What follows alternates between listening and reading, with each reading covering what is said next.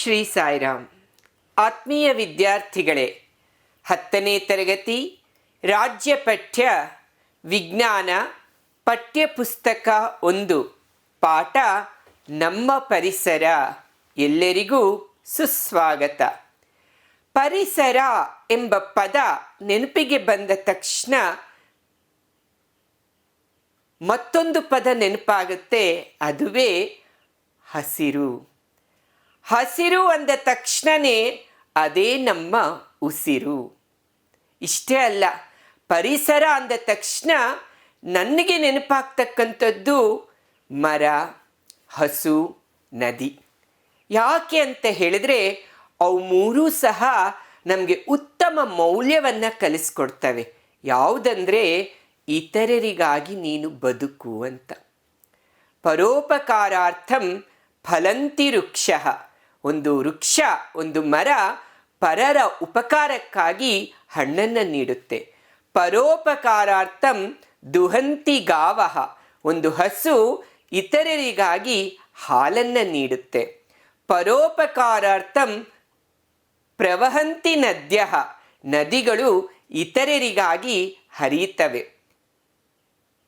ಈ ಮೂರರ ತತ್ವ ತ್ಯಾಗ. ಅದನ್ನೇ ಹೇಳ್ತಾರೆ ಪುರಾಣಗಳಲ್ಲಿ, ಉಪನಿಷತ್ತುಗಳಲ್ಲಿ, ಪರೋಪಕಾರಾರ್ಥಂ ಇದಂ ಶರೀರಂ. ಈ ಶರೀರ ಇತರರ ಉಪಯೋಗಕ್ಕಾಗಿ, ಇತರರಿಗಾಗಿ ಇದನ್ನು ನಾವು ಬಳಸಬೇಕು. ತ್ಯಾಗೇನೈಕೆ ಅಮೃತತ್ವ ಮಾನಶುಹು. ಸೃಷ್ಟಿಸಿದ ಸೃಷ್ಟಿಕರ್ತನ ಈ ಸೃಷ್ಟಿಯಲ್ಲಿ ಅನೇಕವುಗಳಿಂದ ಮನುಷ್ಯ ಕಲಿಯತಕ್ಕಂಥ ಪಾಠ ಸ್ವಾರ್ಥವನ್ನು ಬಿಡು, ನಿಸ್ವಾರ್ಥದೆಡೆಗೆ ನಡೆ ಎಂಬುದನ್ನು. ಇದು ನನಗೆ ನೆನಪಾಗುತ್ತೆ ಯಾವಾಗ ನಮ್ಮ ಪರಿಸರ ಎಂಬ ಪದ ನೆನಪಿಗೆ ಬಂದ ತಕ್ಷಣ. ಪ್ರೀತಿಯ ಮಕ್ಕಳೇ, 4 ಭಾಗಗಳಲ್ಲಿ ಇರ್ತಕ್ಕಂಥ ನಮ್ಮ ಪರಿಸರ ಎಂಬ 10ನೇ ತರಗತಿಯ ಪಾಠದ 3ನೇ ಭಾಗ ಇವತ್ತು ನಾವು ನೋಡೋಣ. ಆ ಭಾಗ 3 ಪರಿಸರ ವ್ಯವಸ್ಥೆಯ ಕ್ರಿಯಾಶೀಲತೆ. ಆಂಗ್ಲ ಭಾಷೆಯಲ್ಲಿ ದ ಡೈನಮಿಕ್ಸ್ ಆಫ್ ಎಕೋಸಿಸ್ಟಮ್. ಪರಿಸರ ವ್ಯವಸ್ಥೆ ಅಂದರೆ ಎಕೋಸಿಸ್ಟಮ್. ಕ್ರಿಯಾಶೀಲತೆ ಅಂದರೆ ಡೈನಮಿಕ್ಸ್ ಆಫ್ ಎಕೋಸಿಸ್ಟಮ್. ಈ 3ನೇ ಭಾಗ ಹೋಗುವ ಮುನ್ನ ನಮ್ಮ ಹಿಂದಿನ ಭಾಗದ ಮುಖ್ಯಾಂಶಗಳನ್ನು ಒಮ್ಮೆ ಮನನ ಮಾಡೋಣ. ಹಾಗೂ ಮನೆ ಕೆಲಸಕ್ಕೆ ನೀಡಿದ ಪ್ರಶ್ನೆಗಳ ಉತ್ತರಗಳನ್ನು ಒಮ್ಮೆ ಖಚಿತ ಮಾಡಿಕೊಳ್ಳೋಣ. ಹಿಂದಿನ ಭಾಗದ ಮುಖ್ಯಾಂಶಗಳಲ್ಲಿ ನಾವು ಆಹಾರ ಸರಪಳಿ ಎಂದರೇನು, ಹಾಗೂ ಆಹಾರ ಸರಪಳಿಯಲ್ಲಿ ಬರ್ತಕ್ಕಂಥ ಪ್ರತಿಯೊಂದು ಹಂತವನ್ನು ಪೋಷಣಾ ಸ್ತರಗಳು ಅಂತ ಕರೆದ್ವಿ.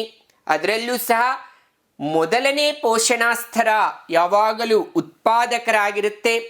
2ನೇ ಪೋಷಣಾ ಸ್ತರ ಸಸ್ಯಾಹಾರಿ ಆಗಿರುತ್ತೆ. 3ನೇ ಪೋಷಣಾ ಸ್ತರ ಮಾಂಸಾಹಾರಿ. 4ನೇ ಪೋಷಣಾ ಸ್ತರವೂ ಸಹ ಮಾಂಸಾಹಾರಿ. ಹೀಗೆ ಅಂತಿಮವಾಗಿ ಪ್ರಾಣಿಗಳು ಸತ್ತ ನಂತರ ಬರ್ತಕ್ಕಂಥ ಪೋಷಣಾ ಸ್ತರ ಸೂಕ್ಷ್ಮಾಣು ಜೀವಿಗಳು, ಅವುಗಳೇ ವಿಘಟಕರು. ಅಷ್ಟೇ ಅಲ್ಲ, ಆಹಾರ ಸರಪಳಿಯ ವಿಧಗಳನ್ನು ನಾವು ಪಟ್ಟಿ ಮಾಡಿದ್ವಿ.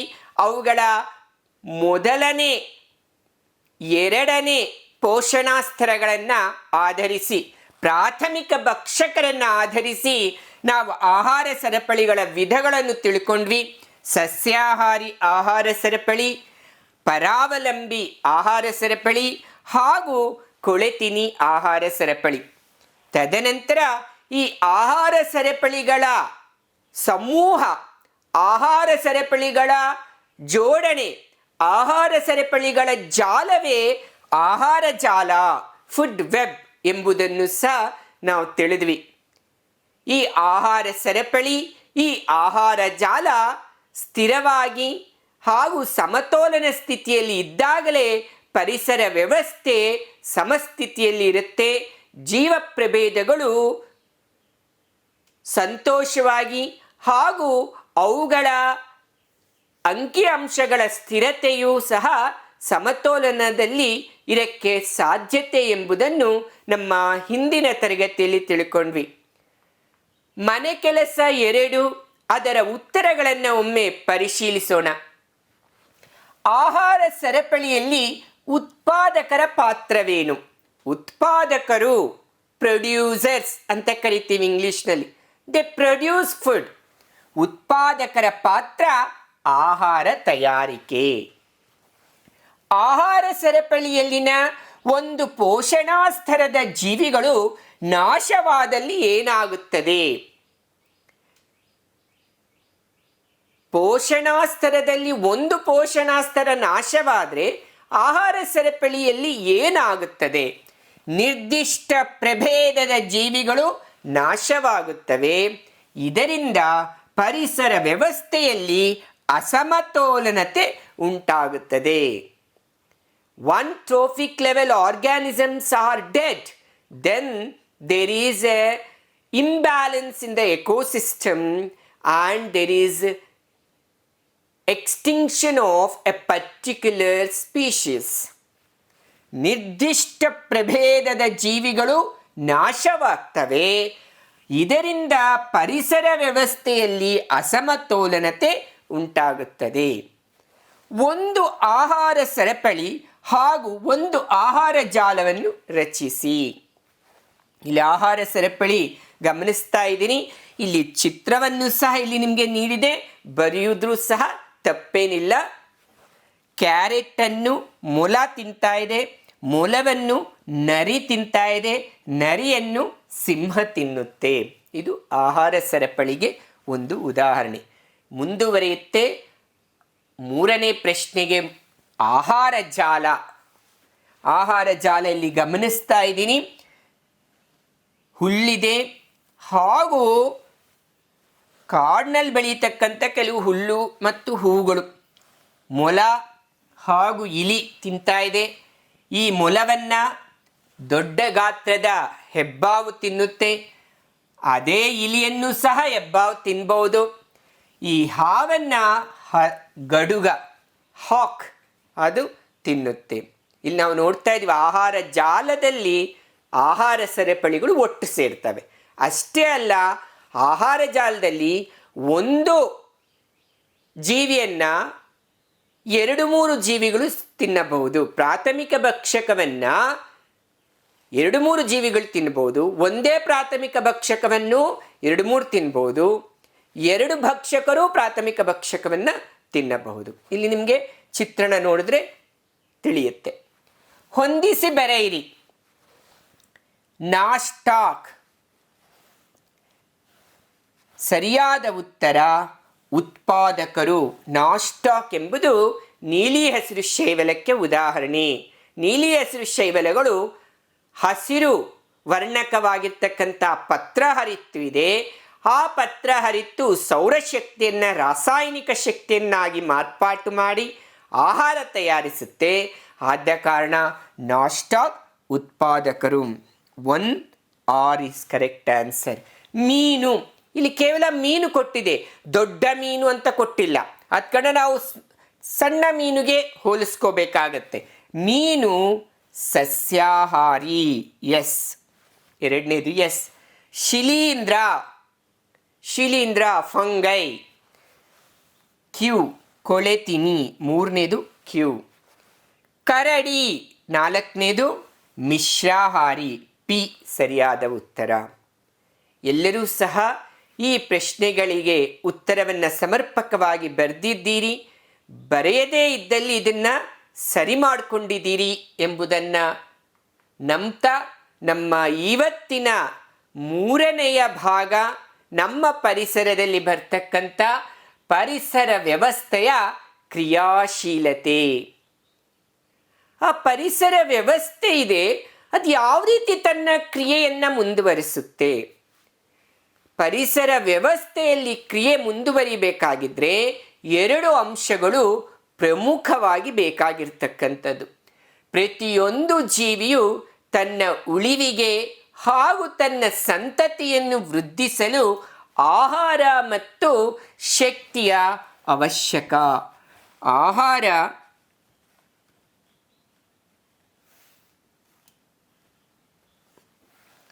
ಆಹಾರ ಮತ್ತು ಶಕ್ತಿಯ ಅವಶ್ಯಕವಾಗಿದೆ. ಅಂಥ ಆಹಾರ ಸರಪಳಿಗಳ ಹಾಗೂ ಆಹಾರ ಜಾಲಗಳ ಸಮತೋಲನತೆಯು ಪರಿಸರ ವ್ಯವಸ್ಥೆಯ ಸಮತೋಲನತೆಗೆ ಪೂರಕವಾಗಿದೆ. ಹಾಗಿದ್ದಾಗ ಪರಿಸರ ವ್ಯವಸ್ಥೆಯ ಕ್ರಿಯಾಶೀಲತೆಯು 2 ಅಂಶಗಳನ್ನು ಒಳಗೊಂಡಿದೆ. ಒಂದನೇದು ಆಹಾರ ಸಂಚಾರ, ಎರಡನೇದು ಶಕ್ತಿಯ ಸಂಚಾರ. ಆಹಾರ ಸಂಚಾರ ಆಹಾರ ಜಾಲ ಆಗಿರಬಹುದು, ಆಹಾರ ಸರಪಳಿ ಆಗಿರಬಹುದು. ಅಲ್ಲಿ ಆಹಾರ ಸಂಚಾರ ನಿರ್ದಿಷ್ಟ ದಿಕ್ಕು ಅಂತ ಇಲ್ಲ, ಅನಿರ್ದಿಷ್ಟವಾಗಿ ಎಲ್ಲ ಜೀವಿ ಪ್ರಭೇದಗಳಿಗೆ ಆಹಾರ ಚಲಿಸುತ್ತದೆ. ಆಹಾರ ಸಂಚಾರವು ಪ್ರತಿಯೊಂದು ಪೋಷಣಾ ಸ್ತರದಲ್ಲಿನ ಜೀವಿಗಳಿಗೆ ಪೂರ್ಣವಾಗಿ ದೊರಕುತ್ತದೆ. ಅದು ಅನಿರ್ದಿಷ್ಟವಾಗಿ ಚಲಿಸುತ್ತದೆ. Food flow in all directions.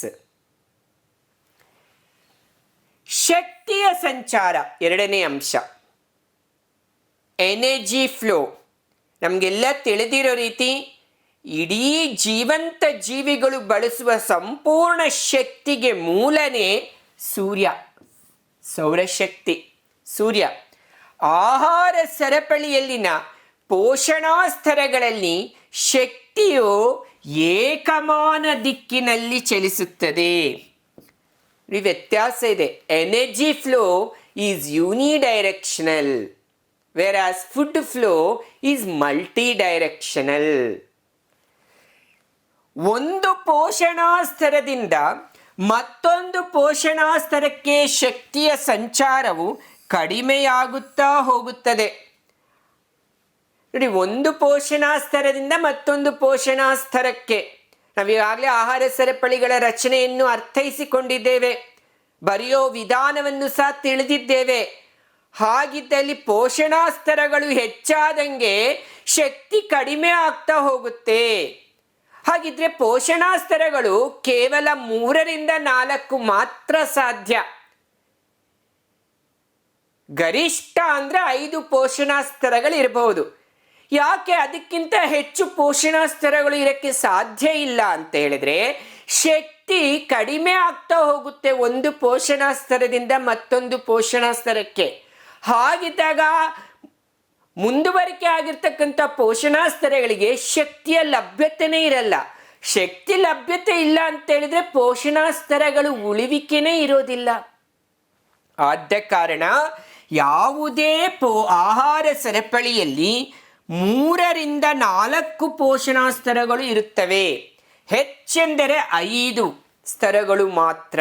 ಕಾರಣ ಶಕ್ತಿ ಸಂಚಾರ ಏಕಮಾನ ಹಾಗೂ ಶಕ್ತಿ ಒಂದು ಪೋಷಣಾ ಸ್ತರದಿಂದ ಮತ್ತೊಂದು ಪೋಷಣಾ ಸ್ತರಕ್ಕೆ ವರ್ಗಾವಣೆಯಾಗುವಾಗ ಕಡಿಮೆ ಆಗುತ್ತಾ ಹೋಗುತ್ತದೆ. ಇಂಥ ಶಕ್ತಿ ಕಡಿಮೆ ಆಗ್ತಾ ಹೋಗೋದು ಎಷ್ಟು ಕಡಿಮೆ ಆಗುತ್ತೆ ಅದನ್ನು ನಾವು ನೋಡೋಣಂತೆ. ಮೊದಲಿಗೆ ಈ ಚಿತ್ರಣವನ್ನು ಗಮನಿಸ್ತಾ ಹೋದರೆ ಅದರ ಅರ್ಥ ನಮಗೆ ತಿಳಿಯುತ್ತೆ. ಪರಿಸರ ವ್ಯವಸ್ಥೆಯ ಕ್ರಿಯಾಶೀಲತೆ ನಮಗೀಗಾಗಲೇ ತಿಳಿಯಿತು. ಶಕ್ತಿಯ ಮೂಲ ಸೂರ್ಯ, ಸೌರಶಕ್ತಿ. ಈ ಸೌರಶಕ್ತಿಯನ್ನ ಉತ್ಪಾದಕರು ಹಸಿರು ಸಸ್ಯಗಳು, ಅದೇ ಜಲ ಪರಿಸರ ವ್ಯವಸ್ಥೆ ಆಯ್ತಂದ್ರೆ ಶೈವಲಗಳು ಅಥವಾ ನೀಲಿ ಹಸಿರು ಶೈವಲಗಳು. ಆ ಉತ್ಪಾದಕರು ಸೌರಶಕ್ತಿಯನ್ನು ಬಳಸಿ ಆಹಾರ ತಯಾರಿಸ್ತವೆ. ಆ ಆಹಾರವನ್ನ ಶಕ್ತಿ ಇರೋದು 90% ಹೊರಟೋಗುತ್ತೆ. ಇನ್ನು 10% ಮಾತ್ರ, 10% ಶಕ್ತಿ ಮಾತ್ರ ಪ್ರಾಥಮಿಕ ಭಕ್ಷಕರು. ಅವು ಯಾವುವು? ಸಸ್ಯಾಹಾರಿಗಳು. ಪ್ರಾಥಮಿಕ ಭಕ್ಷಕರು ಸಸ್ಯಾಹಾರಿಗಳು. ನೋಡಿ, ಸಸ್ಯಾಹಾರಿಗಳಿಗೆ ಕೇವಲ 10%. ತದನಂತರ ಅವುಗಳಲ್ಲಿ ಪಚನಕ್ರಿಯೆ ಎಲ್ಲ ಆಗಿ ಶ್ವಾಸಕ್ರಿಯೆ ಆಗಿ ಶಕ್ತಿ ಮತ್ತೆ ಹೊರ ಹೋಗುತ್ತದೆ. 90% ಶಕ್ತಿ ಹೊರ ಹೋಗುತ್ತೆ. ಕೇವಲ 10% ಶಕ್ತಿಯನ್ನು ದ್ವಿತೀಯಕ ಭಕ್ಷಕರು ಬಳಸ್ತವೆ. ದ್ವಿತೀಯಕ ಭಕ್ಷಕರು ಪಚನಕ್ರಿಯೆಯಿಂದ ಶ್ವಾಸಕ್ರಿಯೆಯಿಂದ ಆ 90% ಶಕ್ತಿ ಮತ್ತೆ ಹೊರ ಹೋಗ್ತಾ ಇದೆ. ಕೇವಲ 10% ಶಕ್ತಿಯನ್ನ ವಿಘಟಕರು ಸೂಕ್ಷ್ಮಾಣು ಜೀವಿಗಳು, ದ್ವಿತೀಯಕ ಸಾಯ್ಬೋದು, ಪ್ರಾಥಮಿಕ ಸಾಯ್ಬೋದು, ಉತ್ಪಾದಕರು ಸಾಯ್ಬೋದು. ಸತ್ತ ನಂತರ ಅವುಗಳ ಮೇಲೆ ಪ್ರಭಾವ ಬೀರ್ತವೆ ವಿಘಟಕರು ಸೂಕ್ಷ್ಮಾಣು ಜೀವಿಗಳು. ಯಾಕೆ ಪ್ರಭಾವ ಬೀರ್ತವೆ? ಈಗಾಗಲೇ ನೀವು ಒಂದು ಮನೆ ಕೆಲಸ ಪ್ರಶ್ನೆಗೆ ಉತ್ತರ ನೀಡಿದ್ದೀರಿ, ವಿಘಟಕರ ಪಾತ್ರವೇನು ಅಂತ. ಏನು ಮಾಡ್ತವವು? ಅವು ಇವು ಎಲ್ಲದರಲ್ಲಿ ಇರ್ತಕ್ಕಂತಹ ಪೋಷಕಾಂಶಗಳನ್ನು ಪುನಃ ವಾತಾವರಣಕ್ಕೆ ಕಳಿಸ್ತವೆ, ಮರುಚಕ್ರೀಕರಣ ಮಾಡ್ತವೆ. ಪೋಷಕಾಂಶಗಳನ್ನು ವಿಘಟಕರು ಸ್ವೀಕರಿಸ್ತವೆ. ನೋಡಿ, ಇಲ್ಲಿ ಗಮನಿಸ್ತಾ ಇದ್ದೀನಿ, ಈ 90% ಶಕ್ತಿ ಉಷ್ಣದ ರೂಪದಲ್ಲಿ ಶ್ವಾಸಕ್ರಿಯೆ ನಡೆಯುವಾಗ ಈ ಜೀವಿಗಳಲ್ಲಿ ಶ್ವಾಸಕ್ರಿಯೆ ಅಂದರೆ ಈಗಾಗಲೇ ನಾವು ಜೈವಿಕ ಕ್ರಿಯೆಗಳು ಅಥವಾ ಜೀವಕ್ರಿಯೆಗಳಲ್ಲಿ ತಿಳ್ಕೊಂಡಿದ್ದೀವಿ. ಉಸಿರಾಟ ಕೇವಲ ಅನಿಲಗಳ ವಿನಿಮಯ, ಆಮ್ಲಜನಕ ಒಳ ತೆಗೆದುಕೊಳ್ಳೋದು, ಇಂಗಾಲದ ಡೈಆಕ್ಸೈಡ್ ಹೊರ ಬಿಡೋದು. ಆದರೆ ಶ್ವಾಸಕ್ರಿಯೆ ಶಕ್ತಿಯನ್ನು ಉತ್ಪಾದನೆ ಮಾಡ್ತಕ್ಕಂಥ ಕ್ರಿಯೆ. ಆಹಾರ ಉತ್ಕರ್ಷಣೆಯಾಗಿ ಶಕ್ತಿ ಬಿಡುಗಡೆ ಆಗುತ್ತೆ, ಅದು ಶ್ವಾಸಕ್ರಿಯೆ. ಇವೆಲ್ಲದರಲ್ಲಿ ಸಹ ಶ್ವಾಸಕ್ರಿಯೆ ಉಂಟಾಯಿತು, ಶಕ್ತಿ ಉಷ್ಣದ ರೂಪದಲ್ಲಿ ಬಿಡುಗಡೆ ಆಗಿದೆ. ಅದರಲ್ಲಿ 90% ಶಕ್ತಿ ಬಿಡುಗಡೆ ಆಗಿದೆ. ಕೇವಲ 10% ಮಾತ್ರ ಒಂದು ಪೋಷಣಾ ಸ್ತರದಿಂದ ಮತ್ತೊಂದು ಪೋಷಣಾ ಸ್ತರಕ್ಕೆ ವರ್ಗಾವಣೆ ಆಗುತ್ತೆ. ಇನ್ನು 90% ಶಕ್ತಿ ಉಷ್ಣದ ರೂಪದಲ್ಲಿ ಶ್ವಾಸಕ್ರಿಯೆಯ ಸಂದರ್ಭದಲ್ಲಿ ವಾತಾವರಣವನ್ನು ಸೇರುತ್ತೆ. ಇದೆಲ್ಲವನ್ನೂ ಸಹ ತಿಳಿಸಿಕೊಟ್ಟವರು ಲಿಂಡೆಮನ್. ಲಿಂಡೆಮನ್ ಎಂಬ ವಿಜ್ಞಾನಿ ಪ್ರತಿಶತ 10ರ ನಿಯಮವನ್ನು ಮಂಡಿಸ್ತಾನೆ. ಏನಿ ಪ್ರತಿಶತ 10ರ ನಿಯಮ? ಶಕ್ತಿಯ ಸಂಚಾರವನ್ನು ತಿಳಿಸಿಕೊಡುತ್ತೆ. ಯಾವುದರಲ್ಲಿ? ಆಹಾರ ಸರಪಳಿಗಳಲ್ಲಿರ್ತಕ್ಕಂತಹ ಪೋಷಣಾ ಸ್ತರಗಳಲ್ಲಿ ಶಕ್ತಿ ಏಕಮಾನ ದಿಕ್ಕಿನಲ್ಲಿ ಚಲಿಸ್ತಾ ಇದೆ, ಆ ಶಕ್ತಿ ಕಡಿಮೆ ಆಗ್ತಾ ಹೋಗ್ತಾ ಇದೆ. ಯಾಕೆ ಎಂಬುದನ್ನು ಲಿಂಡೆಮಾನ್ ತನ್ನ ಪ್ರತಿಶತ 10ರ ನಿಯಮದಲ್ಲಿ ತಿಳಿಸ್ತಾನೆ. ವೆರಿ ಇಂಪಾರ್ಟೆಂಟ್ ಈ ಒಂದು ನಿಯಮ, ತುಂಬ ಮುಖ್ಯವಾಗಿರ್ತಕ್ಕಂಥದ್ದು ನಿಮ್ಮ ಪರೀಕ್ಷಾ ದೃಷ್ಟಿಯಿಂದಲೂ ಸಹ. 10% ಶಕ್ತಿಯು ಮಾತ್ರ ಒಂದು ಪೋಷಣಾ ಸ್ತರದಿಂದ ಮತ್ತೊಂದು ಪೋಷಣಾ ಸ್ತರಕ್ಕೆ ಬಳಕೆಯಾಗುತ್ತದೆ. ಉಳಿದ 90% ಶಕ್ತಿಯು ಉಷ್ಣದ ರೂಪದಲ್ಲಿ ಶ್ವಾಸಕ್ರಿಯೆಯ ಸಂದರ್ಭದಲ್ಲಿ ಹೊರ ಹೋಗುತ್ತದೆ. ತುಂಬ ಸುಲಭವಾಗಿ ಹೇಳ್ಬೋದು. ಲಿಂಡೆಮಾನ್ನ ಪ್ರತಿಶತ 10ರ ನಿಯಮವನ್ನು ನಿರೂಪಿಸಿ. 10% ಶಕ್ತಿಯು ಒಂದು ಪೋಷಣಾ ಸ್ತರದಿಂದ ಮತ್ತೊಂದು ಪೋಷಣಾ ಸ್ತರಕ್ಕೆ ವರ್ಗಾವಣೆಯಾಗುತ್ತದೆ. ಉಳಿದ 90% ಶಕ್ತಿಯು ಶ್ವಾಸಕ್ರಿಯೆಯ ಸಂದರ್ಭದಲ್ಲಿ ಉಷ್ಣದ ರೂಪದಲ್ಲಿ ಹೊರ ಹೋಗುತ್ತದೆ. ಇದು ಲಿಂಡೆಮಾನ್ನ ಪ್ರತಿಶತ 10ರ ನಿಯಮ. ಆದ ಕಾರಣ ಶಕ್ತಿ ಕಡಿಮೆ ಆಗ್ತಾನೇ ಹೋಗ್ತಾ ಇರೋದ್ರಿಂದಲೇ ಇದು ನೇರ ಸಂಚಾರ. ಶಕ್ತಿಯು ನೇರ ಸಂಚಾರ. It is unidirectional flow. Energy is unidirectional flow. ಒಂದು ಉದಾಹರಣೆ ನೋಡೋಣಂತೆ. ಹುಲ್ಲು ಉತ್ಪಾದಕ, ಜಿಂಕೆ ಪ್ರಾಥಮಿಕ ಭಕ್ಷಕ, ಸಿಂಹ ದ್ವಿತೀಯಕ ಭಕ್ಷಕ. ಈ ಆಹಾರ ಸರಪಳಿಯಲ್ಲಿ ಹುಲ್ಲನ್ನು ಜಿಂಕೆ ತಿಂತು, ಜಿಂಕೆಯನ್ನು ಸಿಂಹ ತಿಂತು. ಆಹಾರ ವರ್ಗಾವಣೆ ಹಾಗೆ ಆಗಿದೆ. ಆದರೆ ಶಕ್ತಿ ಲಿಂಡೆಮಾನ್ ಪ್ರಕಾರ ನೋಡಿ, ಹುಲ್ಲಲ್ಲಿ 300 ಕಿಲೋ ಜೌಲ್ ಶಕ್ತಿ ಇತ್ತು. ಅದು 10% ಶಕ್ತಿ ಮಾತ್ರನೇ ಜಿಂಕೆಗೆ ಹೋಗೋದು. ಅಲ್ಲಿಗೆ 30 ಕಿಲೋ ಜೌಲ್ ಶಕ್ತಿ ಮಾತ್ರನೇ ಜಿಂಕೆ ತೆಗೆದುಕೊಳ್ಳೋದು ಹುಲ್ಲಿನಿಂದ. 30 ಕಿಲೋ ಜೌಲ್ ಶಕ್ತಿ ಜಿಂಕೆಯಲ್ಲಿದ್ದರೆ ಆ ಜಿಂಕೆಯನ್ನು ತಿಂದ ಸಿಂಹಕ್ಕೆ ಬರೋದು ಶಕ್ತಿ ಕೇವಲ 3 ಕಿಲೋ ಜೌಲ್ಸ್. ಹೇಗೆ ಇದರನ್ನು ಲೆಕ್ಕಾಚಾರ ಮಾಡೋದು ಅಂತ ಹೇಳಿದರೆ ನೆನಪಿಟ್ಕೊಳ್ಳಿ, 10% ಅಂತ ಹೇಳಿದರೆ 100 ರೂಪಾಯಿಗೆ 10 ರೂಪಾಯಿ ಅಂತ ನೆನಪಿಟ್ಕೊಳ್ಳಿ. ಈಗ ಇಲ್ಲಿ 300 ಕಿಲೋ ಜೌಲ್ಸ್, 300 ಅಂತ ಹೇಳಿದರೆ cross multiplication, 300 into 10 divided by 100.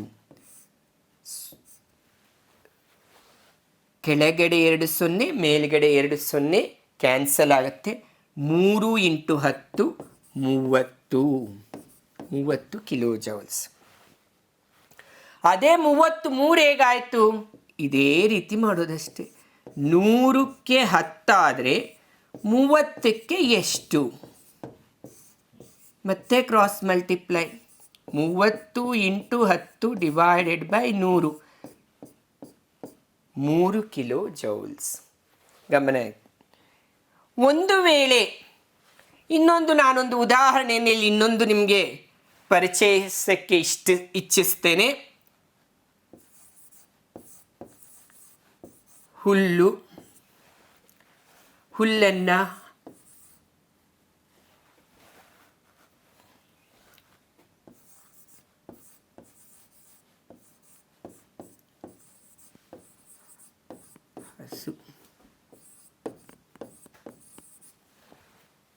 ಇದರಲ್ಲಿ ಸಿಂಹ, ಇದರ ಒಂದು ಶಕ್ತಿ 20 ಕಿಲೋ ಜೌಲ್ಸ್ ಅಂತ ಕೊಟ್ಟಿದೆ. ಹಾಗಿದ್ರೆ ಇವುಗಳ ಶಕ್ತಿ ಎಷ್ಟು ನೋಡಿ? 20 ಕಿಲೋ ಜೌಲ್ಸ್. ನಾವು ಇದಕ್ಕಿಂತ ಮುಂಚೆ ಹೋದ್ರೆ ಏನು ಮಾಡ್ತೀವಿ? 10ರಿಂದ ಇದನ್ನು ಭಾಗಿಸ್ತಾ ಇದ್ದೀವಿ. ಹಿಂದೆ ಬರುವಾಗ 10ರಿಂದ ಗುಣಿಸೋದು. 20 ಇಂಟು 10 ಎಷ್ಟಾಯಿತು? ಹಸುದು 200 ಕಿಲೋ ಜೌಲ್ಸ್ ಆಯಿತು. ಮತ್ತು ಹುಲ್ಲದು ಎಷ್ಟಾಗುತ್ತೆ? 200 ಇಂಟು 10 2000 ಕಿಲೋ ಜೌಲ್ಸ್. ನೋಡಿ, ಇಲ್ಲಿ ನಾವು ಲೆಕ್ಕ ಮಾಡುವಾಗ ನಿಮ್ಗೆ ಗಮನಿಸೋದು ನಿಮ್ಗೆ ತಿಳಿಯುತ್ತೆ ಅನಿಸುತ್ತೀಗ. ನಾವು ಒಂದು ಪೋಷಣಾ ಸ್ತರದಿಂದ ಮತ್ತೊಂದು ಪೋಷಣಾ ಸ್ತರಕ್ಕೆ ಶಕ್ತಿಯನ್ನು ನಾವು ಲೆಕ್ಕಾಚಾರ ಮಾಡುವಾಗ ಭಾಗಿಸಬೇಕು 10ರಿಂದ. ಅದೇ ಹಿಂದಕ್ಕೆ ಹೋಗುವಾಗ ಅದನ್ನು ಗುಣಿಸಬೇಕು 10ರಿಂದ. ನಿಮ್ಗೆ ನೆನಪಾಯಿತು, ನಿಮಗೆ ಅರ್ಥ ಆಗಿದೆ ಅಂತ ನಾನು ಭಾವಿಸ್ತೇನೆ.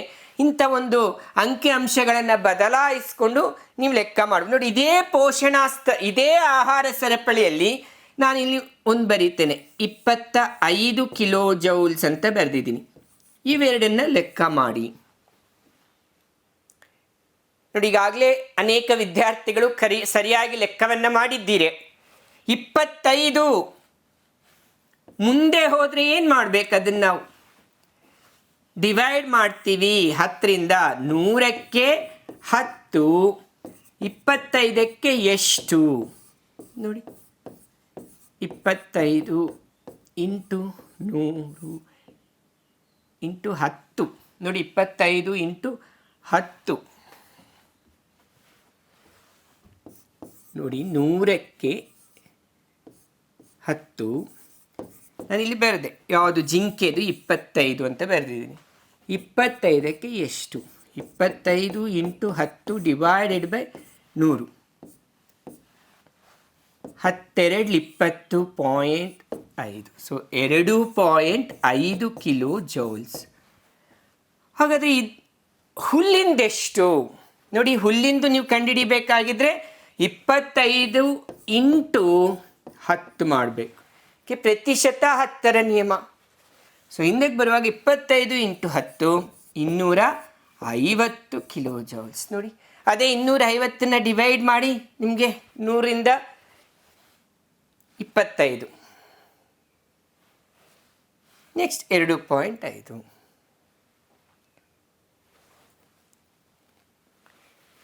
ಇದು ಪ್ರತಿಶತ 10ರ ನಿಯಮ. ಲಿಂಡೆಮಾನ್ ಪ್ರಕಾರ ಶಕ್ತಿಯ ಸಂಚಾರ ಏಕಮಾನ ದಿಕ್ಕಿನಲ್ಲಿ ನಡೆಯುತ್ತೆ. ಶಕ್ತಿ ಒಂದು ಪೋಷಣಾ ಸ್ತರದಿಂದ ಮತ್ತೊಂದು ಪೋಷಣಾ ಸ್ತರಕ್ಕೆ ವರ್ಗಾವಣೆ ಆಗುವಾಗ ಕಡಿಮೆ ಆಗುತ್ತಲೇ ಹೋಗುತ್ತದೆ. ಆದ ಕಾರಣನೇ ಆಹಾರ ಸರಪಳಿಯಲ್ಲಿ 3 ರಿಂದ 4 ಪೋಷಣಾ ಸ್ತರಗಳು ಮಾತ್ರ ಇರುತ್ತವೆ. ಗರಿಷ್ಠ ಅಂದರೆ 5 ಪೋಷಣಾ ಸ್ತರಗಳು ಎಂಬುದನ್ನು ಲಿಂಡೆಮಾನ್ ಸಾಬೀತುಪಡಿಸ್ತಾನೆ.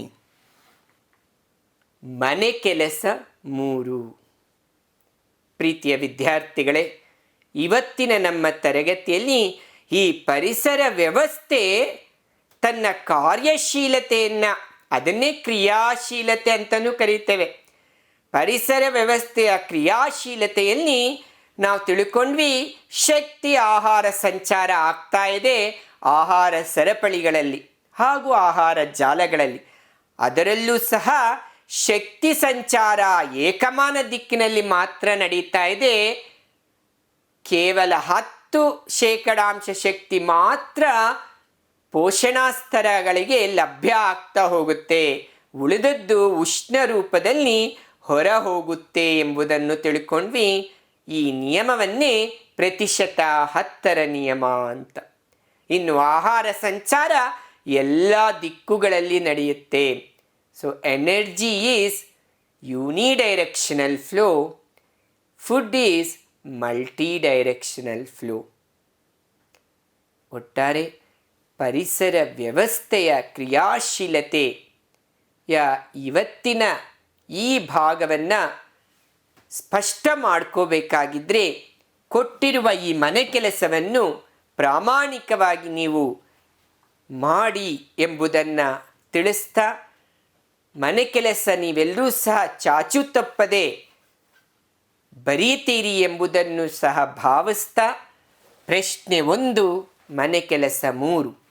ಆಹಾರ ಸರಪಳಿಯು ಸಾಮಾನ್ಯವಾಗಿ 3 ಅಥವಾ 4 ಪೋಷಣಾ ಸ್ತರಗಳನ್ನು ಮಾತ್ರ ಹೊಂದಿರುತ್ತದೆ, ಏಕೆ? ಎರಡನೇ ಪ್ರಶ್ನೆ, ಹುಲ್ಲನ್ನು ಮಿಡತೆ, ಮಿಡತೆಯನ್ನು ಕಪ್ಪೆ, ಕಪ್ಪೆಯನ್ನು ಹಾವನ್ನು ಗಿಡುಗ ತಿಂದಿದೆ. ಅದರಲ್ಲಿ ಕಪ್ಪೆಯ ಶಕ್ತಿಯನ್ನು ನೀಡಿದ್ದಾರೆ ಇಲ್ಲಿ 45 ಕಿಲೋಜೌಲ್ಸ್. ಇನ್ನು ಬ್ರ್ಯಾಕೆಟಲ್ಲಿ ಪ್ರಶ್ನೆಗಳಿದ್ದಾವೆ, ಅವುಗಳ ಶಕ್ತಿಯನ್ನು ನೀವು ಲೆಕ್ಕಾಚಾರ ಮಾಡಬೇಕು. ಮೇಲಿನ ಆಹಾರ ಸರಪಳಿಯಲ್ಲಿನ ಉಳಿದ ಎಲ್ಲ ಪೋಷಣಾ ಸ್ತರಗಳ ಶಕ್ತಿಯ ಪ್ರಮಾಣವನ್ನು ಅಳೆಯಿರಿ. ಮೂರನೇ ಪ್ರಶ್ನೆ, ಪ್ರತಿಶತ 10ರ ನಿಯಮವನ್ನು ನಿರೂಪಿಸಿ. ಪ್ರೀತಿಯ ವಿದ್ಯಾರ್ಥಿಗಳೇ, ಇವತ್ತಿನ ನಮ್ಮ ಪರಿಸರ ಭಾಗ 3 ಪರಿಸರ ವ್ಯವಸ್ಥೆಯ ಕ್ರಿಯಾಶೀಲತೆಯನ್ನು ಭಗವಂತನ ಪಾದಪದ್ಮಗಳಿಗೆ ಅರ್ಪಿಸುತ್ತಾ, ಎಲ್ಲರಿಗೂ ಶುಭವಾಗಲಿ. ಸಮಸ್ತ ಲೋಕಾಃ ಸುಖಿನೋ ಭವಂತು. ಧನ್ಯವಾದಗಳು. ಜೈ ಸಾಯಿರಾಮ್.